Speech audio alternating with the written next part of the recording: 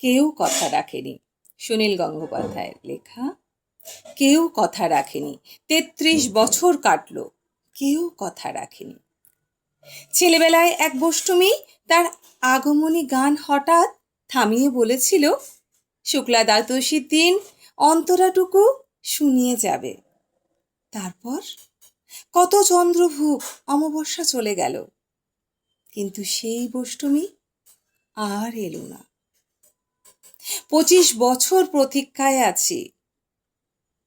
মামাবাড়ির মাঝি নাদের আলী বলেছিল, হও বড় দাদা ঠাকুর, তোমাকে আমি 3 প্রহরের বিল দেখাতে নিয়ে যাব, যেখানে পদ্ম ফুলের মাথায় সাপ আর ভ্রমর খেলা করে।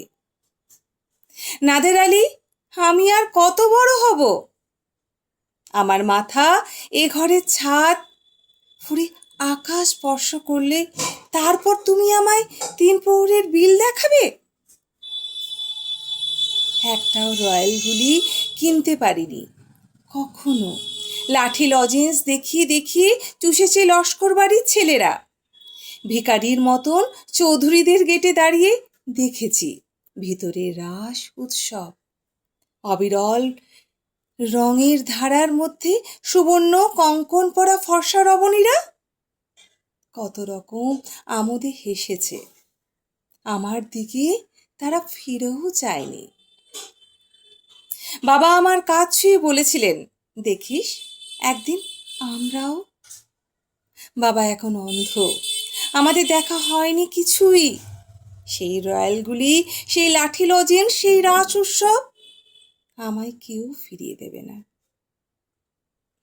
বুকের মধ্যে সুগন্ধি রুমাল রেখে বরুণা বলেছিল, যেদিন আমায় সত্যিকারে ভালোবাসবে সেদিন আমার বুকেও এরকম আতরের গন্ধ হবে। ভালোবাসার জন্য আমি হাতের মুঠোয় প্রাণ দিয়েছি। দুরন্ত ষাঁড়ের চোখে বেঁধেছি লাল কাপড়। বিশ্ব সংসার তন্ন তন্ন করে খুঁজে এনেছি 108টা নীল পদ্ম। তবু কথা রাখেনি বরুণা।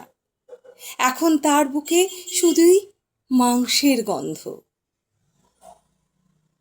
এখনো সে যে কোনো নারী, এখন সে যে কোনো নারী। কেউ কথা রাখেনি। 33 বছর কাটলো, কেউ কথা রাখে না। কেউ কথা রাখেনি।